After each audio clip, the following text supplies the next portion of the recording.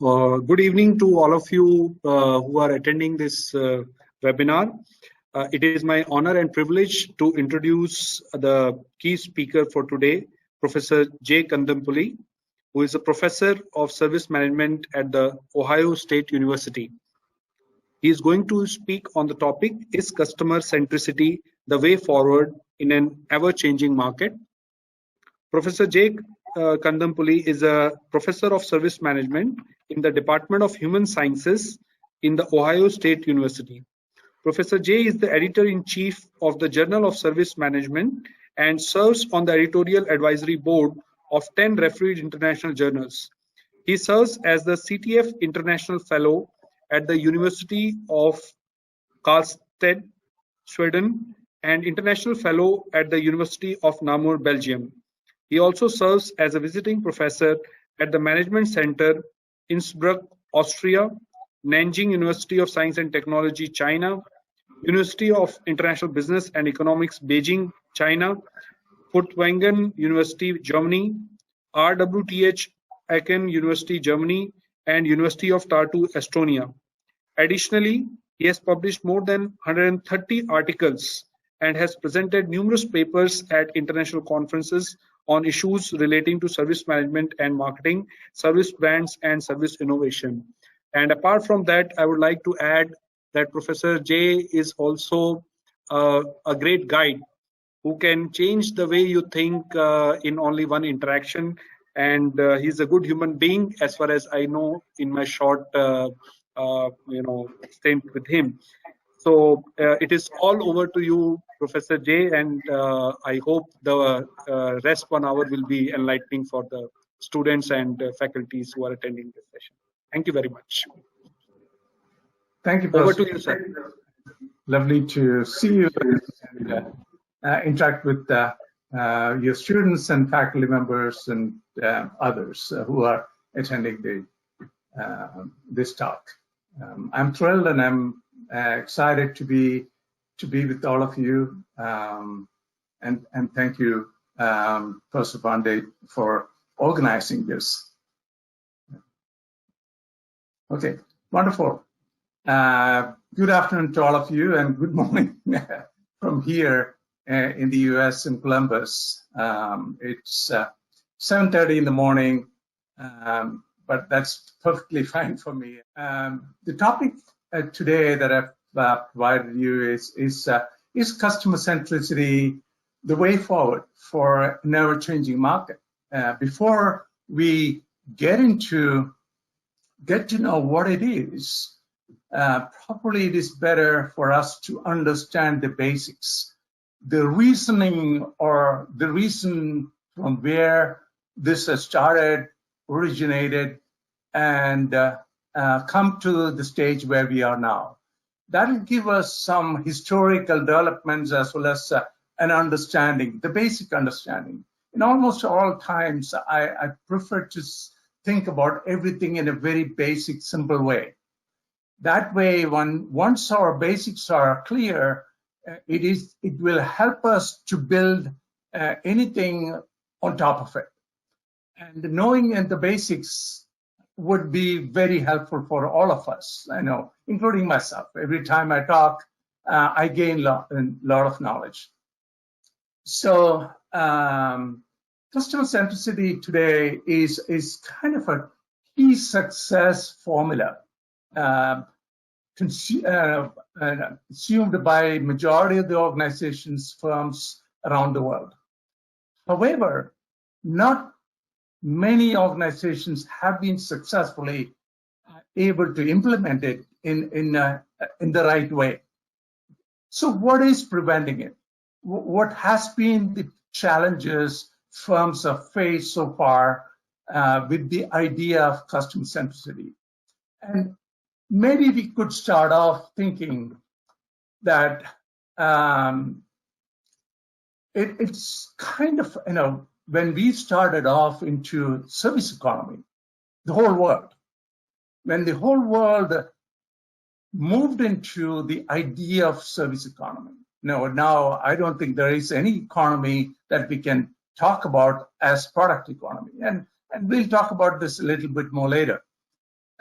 into service economy, number of firms found it very, very opportunistic.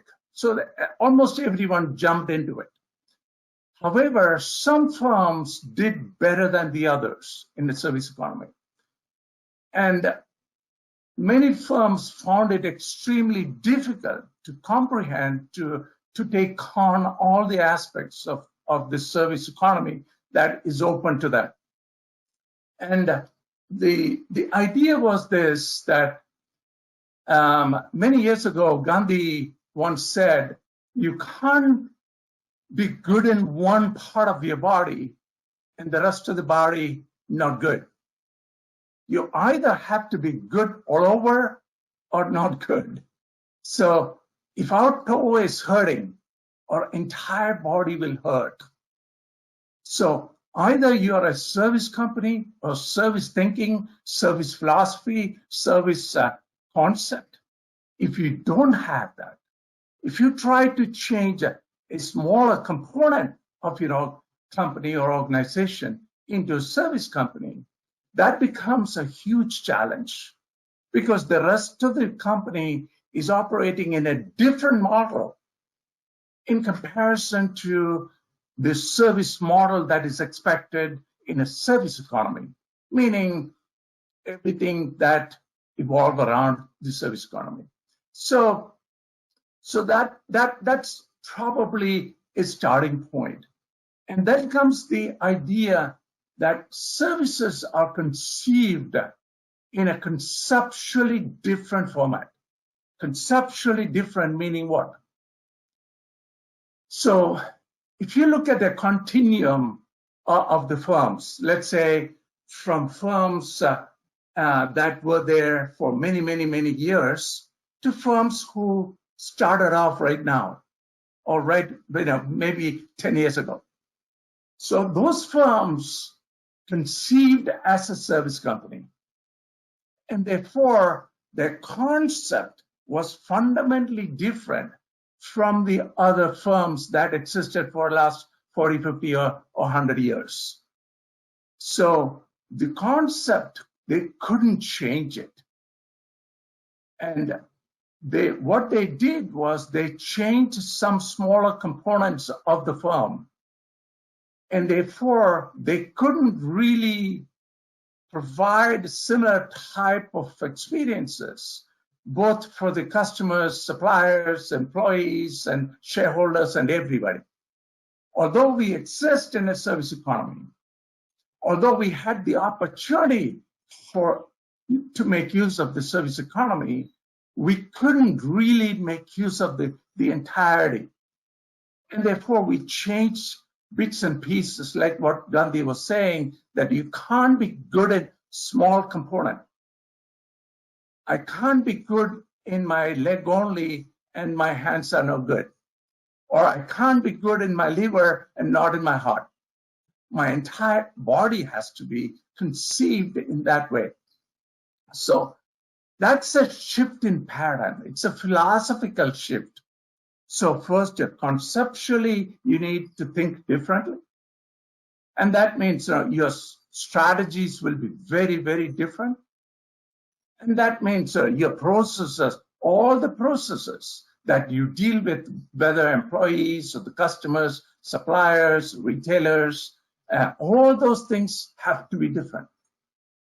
And that means your system has to be different. So what happened is that the older companies had an old system which they cannot change. The process also they had, which they couldn't change. And they tried to change with some strategies and some concepts. So when you cannot change the process and the system, unfortunately, the benefit is very, very limited, because you're utilizing the concept in a very different way, and the system is fighting against the concept. So that's why newer firms or smaller firms or firms that are created through the service ideas have different momentum in comparison to the firms that have been existing for many years. So the old notion of the shift of paradigm is not simple unless we create that shift from the entire concept to strategies, to process, and all those kind of things, including system, of course. So the older companies thought that over the years, they would get better. They would have the similar kind of mindset as the service companies, and they would evolve into a service company. And unfortunately, that doesn't work. And we have seen it even in the nature. When Darwin's evolutionary theory, when he talked about the idea of Darwin's, the idea of selection, the selection might work to some extent, but only when Darwin introduced the idea of mutation, the real idea of innovation and changes came into existence. So the innovation through the mutation in species became totally new species, which fundamentally was different for older species. That is exactly what we are talking about in the business context as well. Okay, so the idea, when we know, most of us Indians would understand this well, the Brahma, Vishnu, and Shiva context. So creation of anything is important. However, knowing there are some created ideas may not necessarily be okay forever. So the Vishnu will maintain those ones which are good enough, and the Shiva will destroy the ones which are no longer good. The firms have to adopt that idea. All the ideas that come into a firm are not necessarily for long-term beneficial. When the new mutation, new innovation comes in, you need to destroy the things which are no longer valuable or useful. Same is the case with all of us. We all grew up, we all learned many different things. We need to get rid of the things which are no longer worthwhile for us to maintain it. And almost everything what we're talking about in a service economy applies to all of us, every single one of us. And also that will apply to any firm for that matter. Okay. So innovation leading to transformation is the lifeblood of almost every firm. Innovation that transforms the firms. So also all of us, we transform from one day to the other. If we are what we were when we were in high school, there is no progress for us. We transform in every format. We change. The dramatic changes we take in for all of us makes us successful. If our changes are gradual, slow, and evolutionary, it takes us a lot of times to make that leap to the higher levels, because the heights are much greater when we think about it. So we need to, so when it comes to that innovation and transformation, we are now today talking about disruptive transformations, where we are disruptive in majority of the lines. So when you think about companies, There are tons of companies who have disrupted the entire market. Many. You can think about Uber, you can think about Skype, you can think about Alibaba, you can think about Amazon, Google, WhatsApp, Starbucks, Facebook, all of them. They disrupted the entire market. The minute Airbnb came up and said, every home is a hotel, every home's extra room is a room for any customer to stay. The hotel companies who existed, you probably know, Airbnb today has more number of rooms to sell than the entire Hilton Corporation, which is 98 years old. Same is the case with Uber.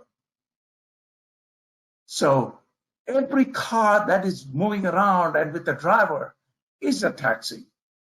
So that disruptive ideas creates the market.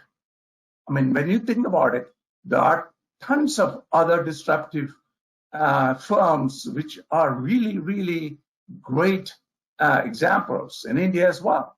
Think about the microfinance, the Grameen Bank, which saw the entire population which cannot be or was not served by any banks in India. All the ladies who are uneducated, who cannot read or write even, they were a bigger market than the entire market banks in India thought they had. That was the market they went for and showed everything what banks did was wrong. Same is the case with the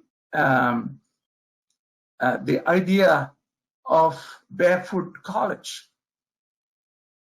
There are a lot of people who are capable, knowledgeable, if they are given with the ideas.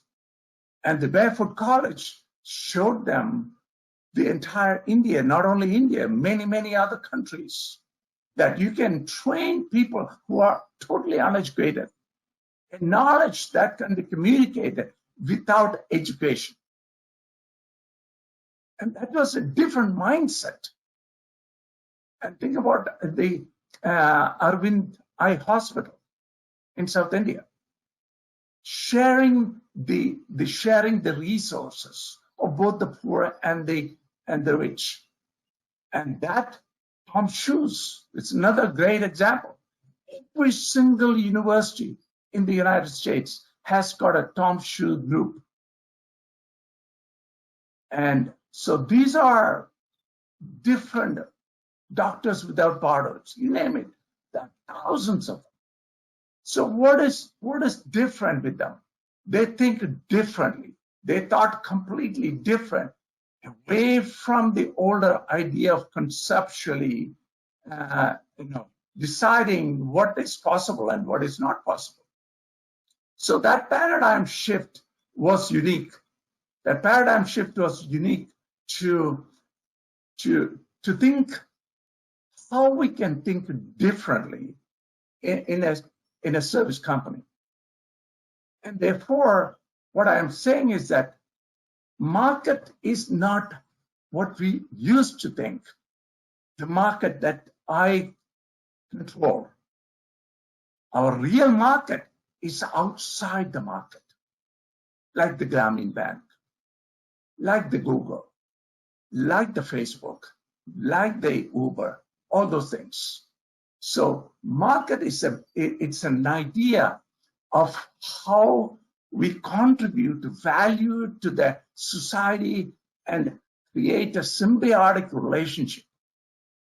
Then that market has got value. Then that market is useful for the firm and for everybody involved in it.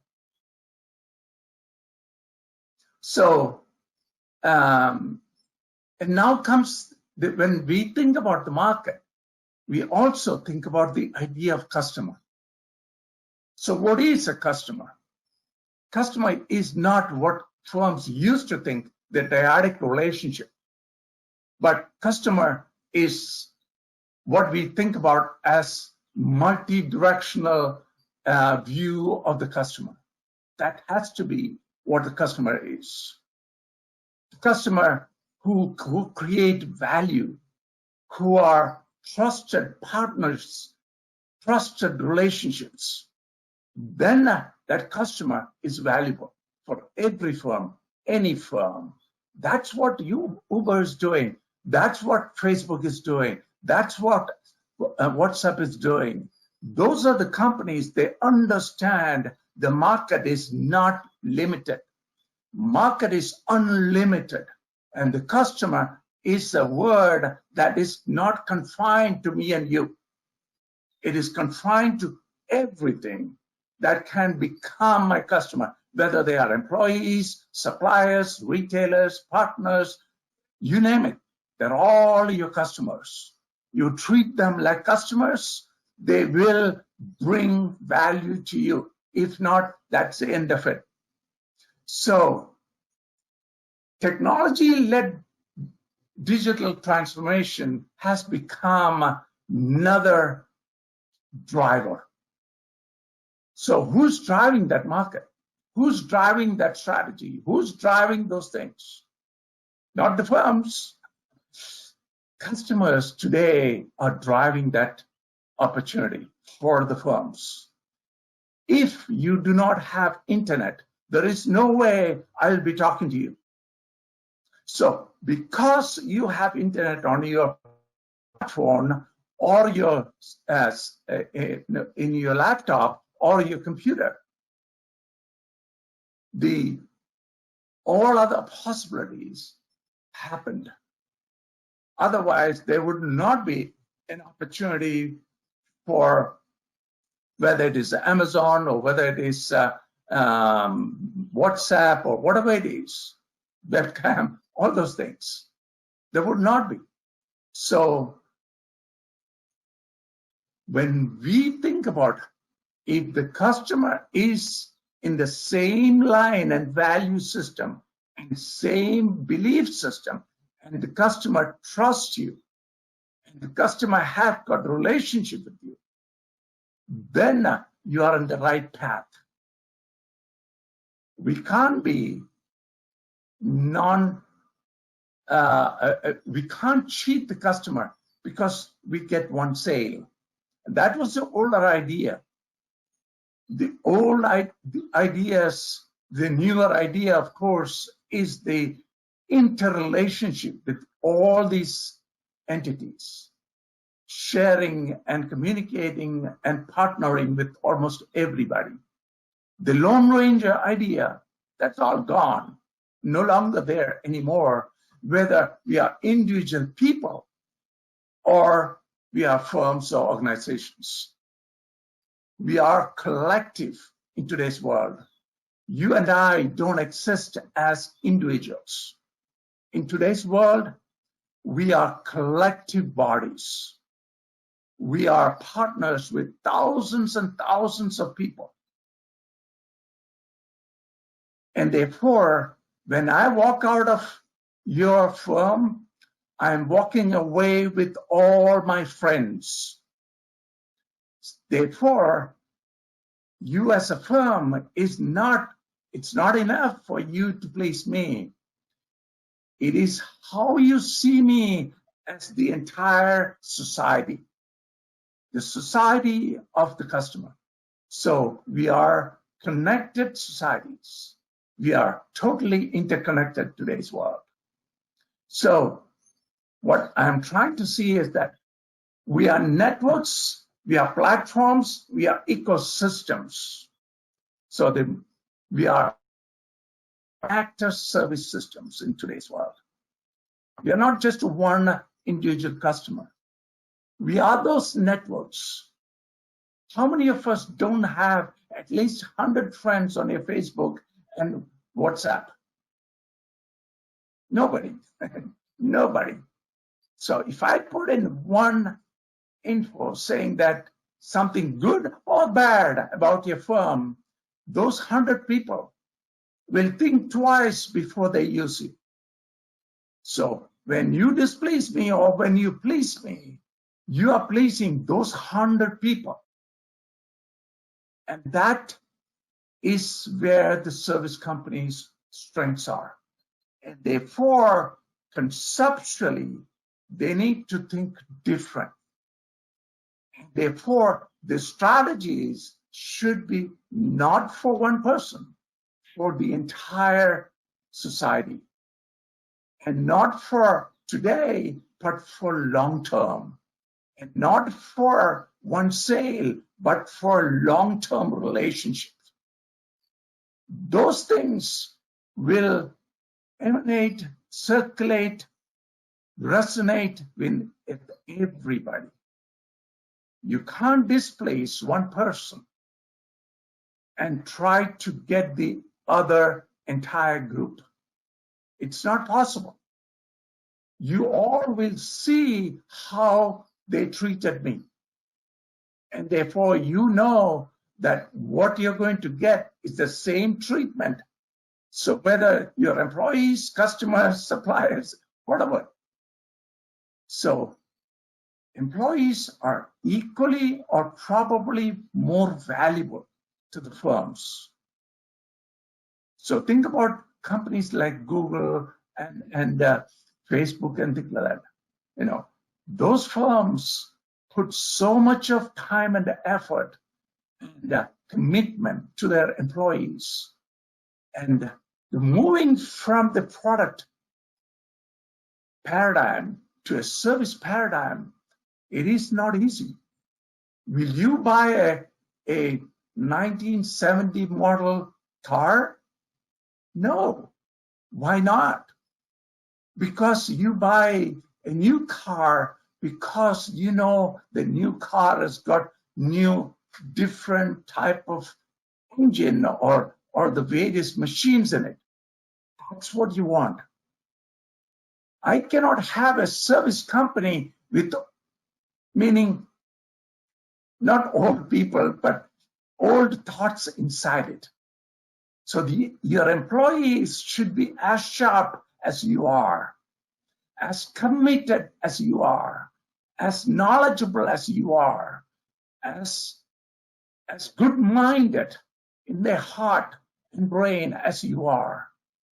Then service happens well. Service is a very different idea. Service is when you are customer focused, you offer better service. If you're not customer focused, if you're not customer centric, there is no way you will be offer services which are better. So customer centricity is the core, basic, fundamental of any successful service firm in order to become service-minded. So service-minded, if you don't have a good heart, there is no way I will help you when it is not my duty to help you. I will help you because I love to help you. That is my service-mindedness. Because I am customer focused. I am focused on you. And therefore, my heart will melt when I understand that you have a need. Otherwise, I'll say, it's 5 o'clock, I'm going home.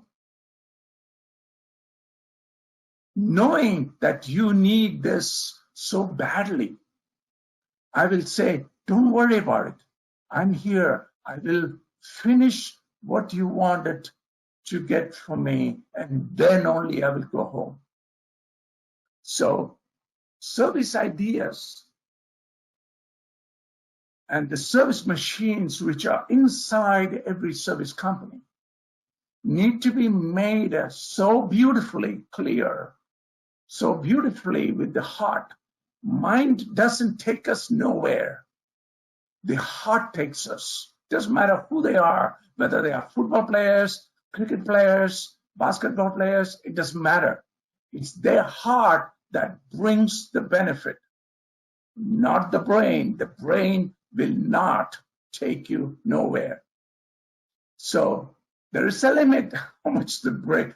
I'm not saying the brain is not needed. So the brain is not memory either. Okay, the brain exists throughout the body, not just here, although we are constantly connected here. So the throughout the body means that every cell of our body is resonating with how I think in my heart.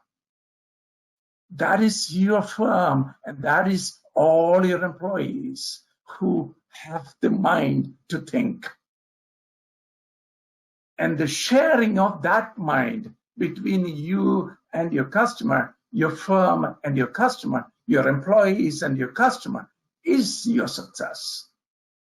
That is in reality what we today call the transformation of what we are talking about in the customer centricity of the firm. The customer centricity goes into every single cell of the firm. That is every single employee. They're not machines. They are human beings creating ideas, creating the imaginations, creating the new leap for the firm. And therefore, you can't differentiate the CEO to an employee. There is no difference between the head and the heart. There is no difference between the head, every single body of your body, in your body. They're all thinking cells. They're all imaginative cells. If one of the cell is crying, every cell will cry, guaranteed. Try this one. Try smiling when you are down. Try laughing when you are so consumed with a thought which you can't come out of, a bad thought, of course. These are all interconnected. We have to think collectively, not only for our body, everybody. So now comes another big thing which many firms have not been very successful with: the digital and data. They shy away, they're afraid, they do not know what it is. The customers hop between various digital transformed mechanisms. For instance, I get a message in my WhatsApp or on WeChat or whatever it is, and then I go into my laptop to do various other things, to order something or to look at different websites. I may be talking to somebody on my WhatsApp while I'm looking at my Google or anything to find something else. I hop between technology.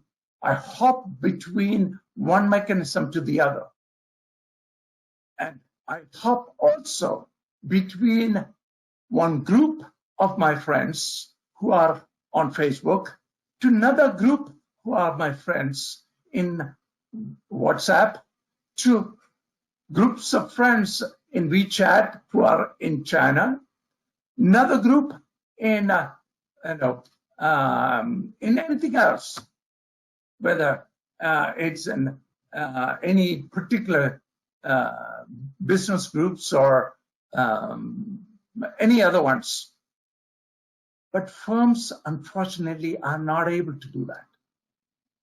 They are competing with each other, and they are not able to connect and create the relationships.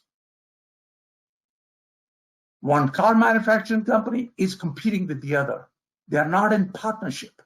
I am in partnership with you. I am in partnership with every single one of my colleagues or friends in WeChat, WhatsApp, in Facebook, and all of those things. And I listen to them, I give them, take ideas from them, all those things.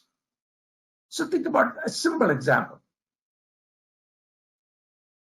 You get a lot of frequent flyer programs in various airline companies. A lot of airline companies still today do not share they might share the points. They still today cannot book me. Let's say I'm in Delta and I'm flying in Europe. I flew from US in Delta to Europe. I reached their partner, which is KLM or Air France. And once I reach Amsterdam, I want to go to Austria. And I want to book a flight from Amsterdam to Salzburg. The Delta person here can't book my KLM flight. They have to call KLM, ask KLM to book me a flight from KLM to Austria, because they don't share that partnership or that customers. So also many other firms. I literally have to go from one firm to the other firm, and I choose different sites to connect with them. They all can partner and they all can benefit, but they're not. Whether they are retailers, whether they are hospitals, and probably not in India, maybe yes in India, in Europe not. In Europe, hospitals are connected. Whereas in the US, it's the worst scenario. They're not connected at all. If I'm a patient in one hospital, they won't take me into another hospital. So many firms are still entrenched in the static, outdated, independent system. They're not connected at all. Whereas customers are totally interconnected. Digitally as well. Many firms do not use the data, digital data, to strategically find solutions, find ways to look for opportunities to connect with the customers or serve customers for that matter.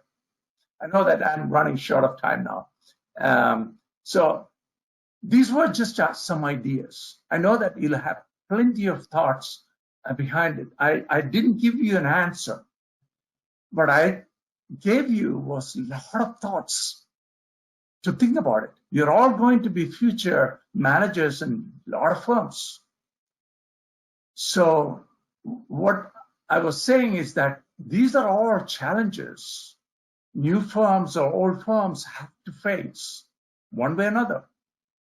Whatever that we can do in a firm, for myself, I can do that exactly the same way in an organization.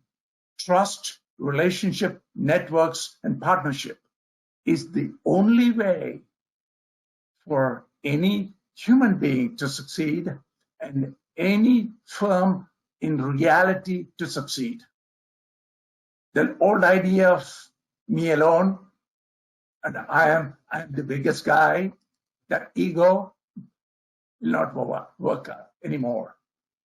The ego is gone. Right now, we have come to the playing ground of equal. Customers and I are nearly equal. Now, at the moment, many firms, customers are far ahead of the firm in terms of technology, in terms of digitalization, in terms of utilizing the networks and partnerships and platforms and you name it. Okay, now I'm going to leave you time enough so that you can ask me questions. Okay, thank you. Hope I gave you enough ideas to think about, ask me questions as well. Okay. Thank you so much, sir. Thank you so much, sir.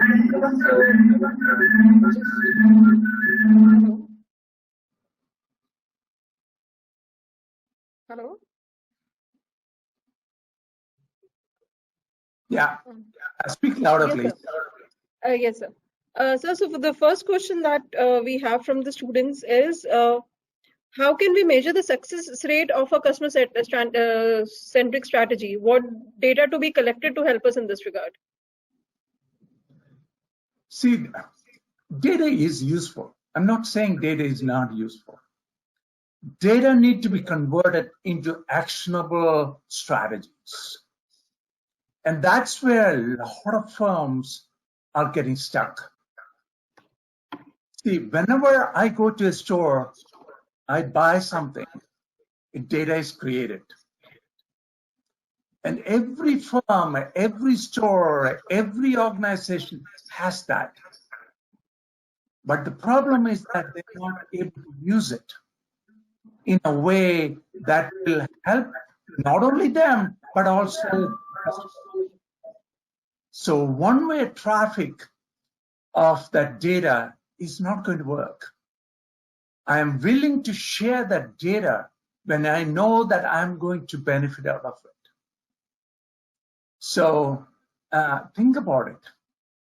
Whether it is Amazon, whether it is YouTube, whether it is WeChat, all those companies, we don't have a problem.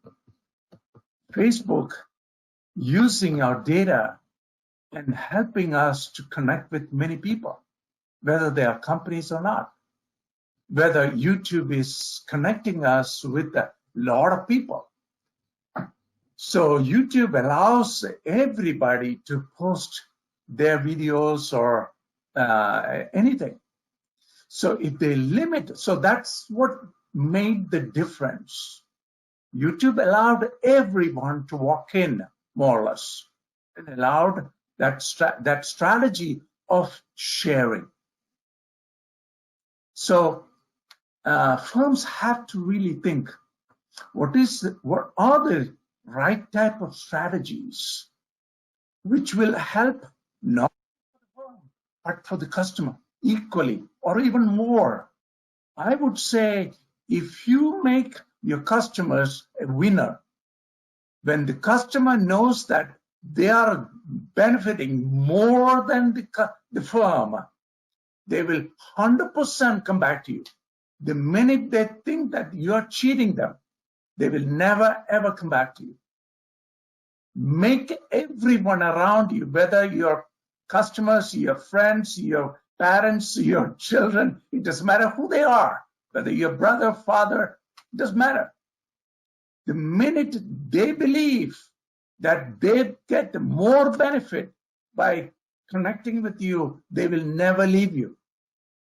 The minute they think that you're squeezing them out for the last penny, they will run away faster than you can think. So strategies are critical.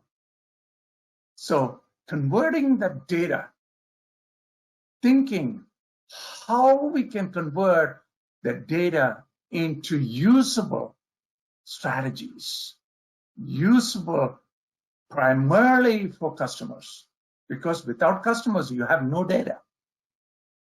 Okay, hope you understood. Thank you so much, sir. So the next question is, how can one balance a product-centric approach with a customer-centric approach? Or do we have to choose among one while deciding on what approach to be preferred? I don't think we have too much choice. We live in a service-centered economy everywhere in the entire world. I could produce this marker pen. But if I don't convince somebody that this marker pen is beneficial for you, not cheaper for you, is more valuable for you, there is no way you're going to buy it. Somehow I have to convince you that what I am giving you is not because it is cheaper, but it is better in terms of value and benefit for long term. Why are we using now the webinar?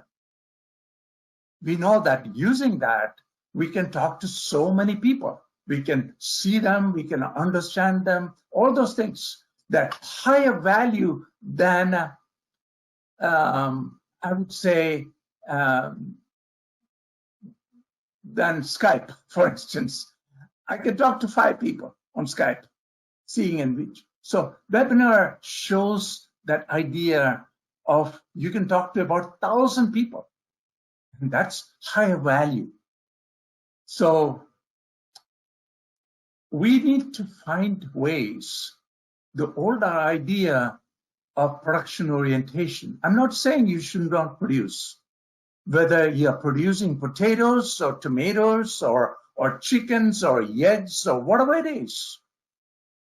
The customer has to believe my eggs are more valuable to you than the other eggs that you could get 5 pence or 5 cents cheaper.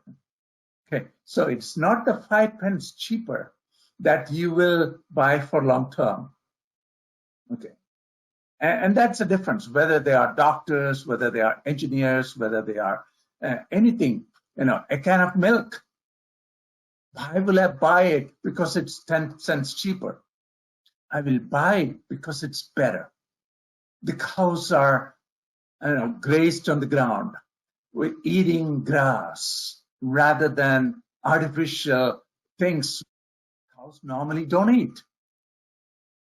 So we need to think about the benefit for the customer. It will always come back to you. It will, do not even doubt about it. So we do that so beautifully for our family. We do that every time. When you give something to your children or to your mother or father, will you give something knowing that will hurt them? No, you will never do it. As simple as that. You will always give them because you believe and trust that that will help them, benefit them, improve them, whether they are in health or whatever it is. Okay, hope you got my point. Thank you, sir. So the next question is, should a B2B organization take into consideration the ultimate customer, the customer of their clients, while coming up with their offerings? In a B2B context, everyone in the chain, the supply chain, are your customers. I might cheat this customer, but because this customer lost his opportunity to sell to the next customer, who's another buyer from this supplier. So, simple scenario. Let's say I'm a manufacturer of buttons for this jacket, and this so me as a button manufacturer sells my button to the tailor who makes my jacket, and the tailor then has to sell it to a retailer. So if I cheat the button manufacturer, I gave for cheaper price a button which will get destroyed after 3 wash. I convince the tailor, this is cheaper, it's better, you will make more money by buying this button. The tailor takes it because it's cheaper for him. But tailor sends it to the retailer. The retailer takes it because it's a little bit more cheaper. And the retailer sells it to a customer. And the ultimate customer gets it. He gets the jacket, washes it 2 times. And the 3rd time, the button came out, buttons totally got split up in the wash, whether dry cleaning or whatever it is. Just take a simple example of a shirt. The customer comes to the retailer and say, hey, I paid so much money for your shirt or jacket. Look at the button. What happened? It's useless. I'm returning back the jacket because of the button, not because of the jacket, because of the button. So that will come back to the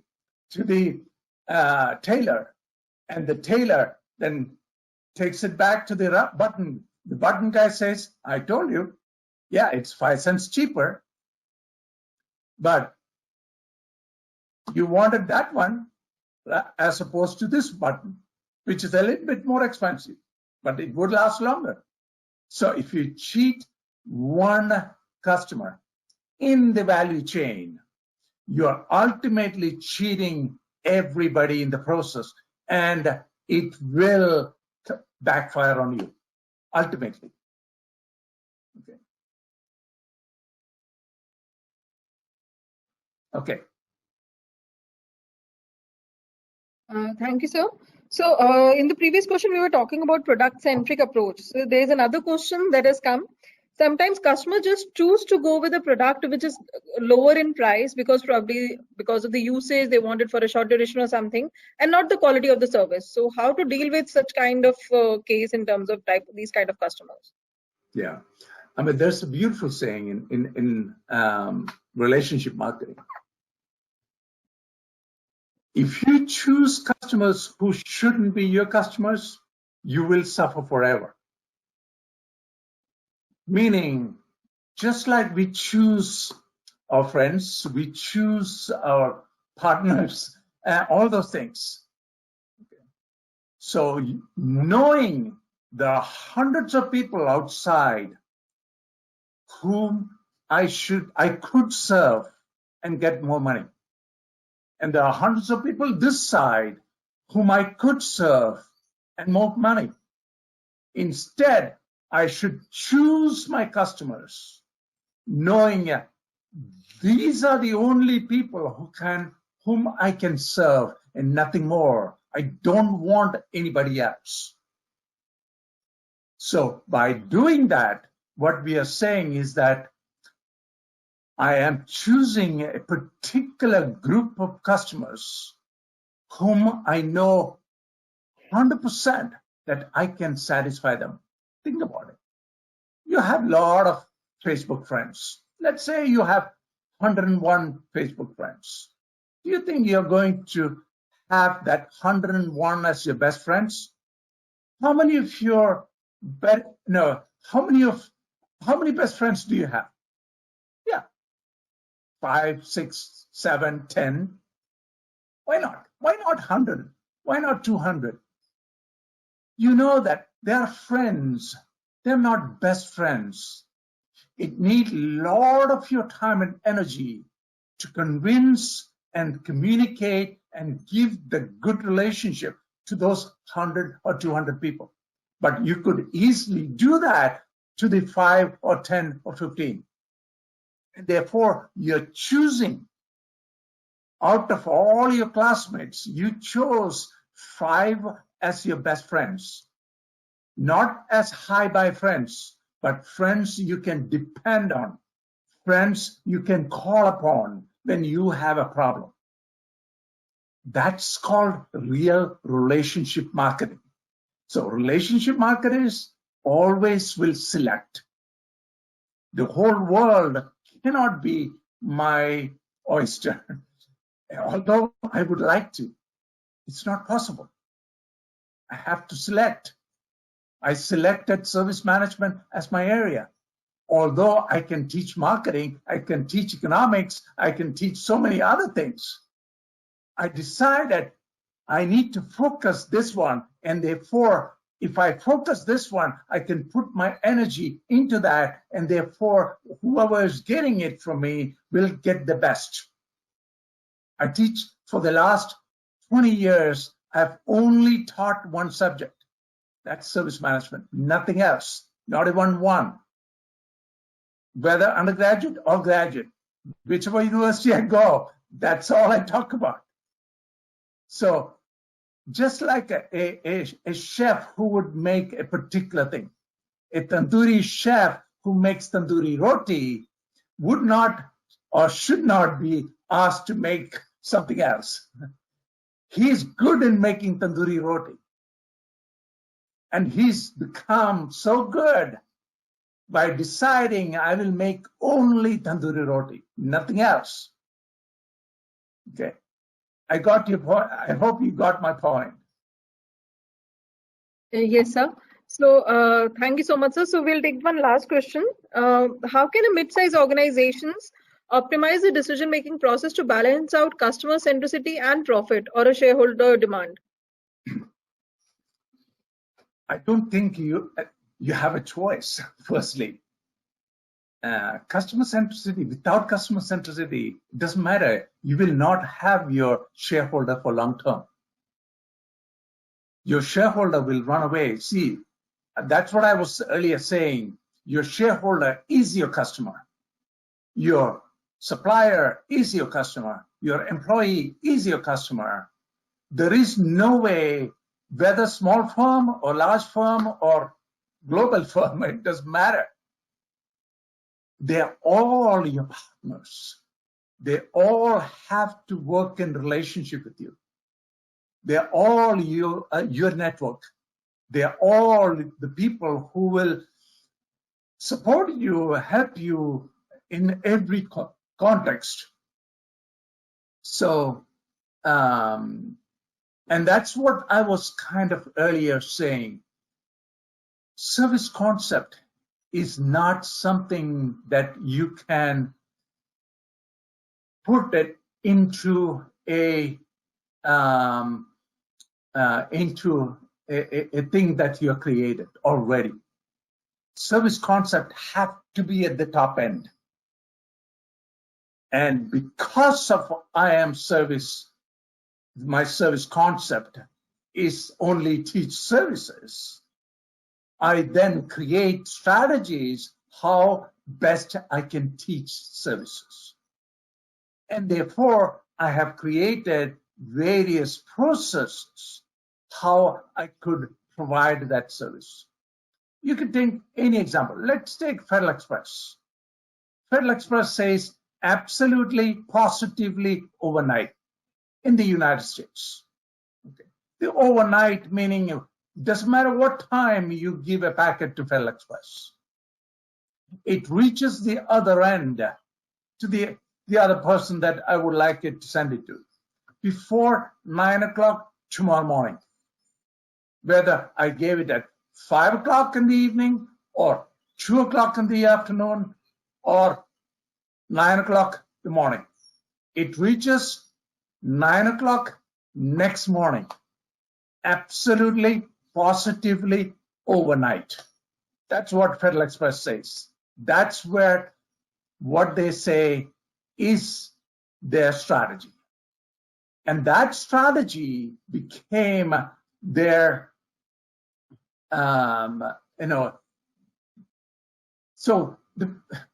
that's what every customer believes in Federal Express.